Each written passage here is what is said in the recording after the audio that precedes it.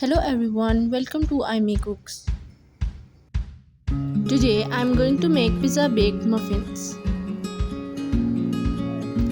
In a cooking pot, add oil, garlic and boneless chicken. Cook until white.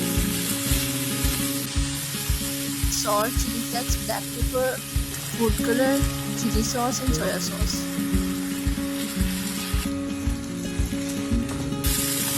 The dough, add pizza sauce, cheese, chicken, onions, capsicum, sweet corn, olives, parsley, cheese and red chili powder. Roll the dough and cut into pieces.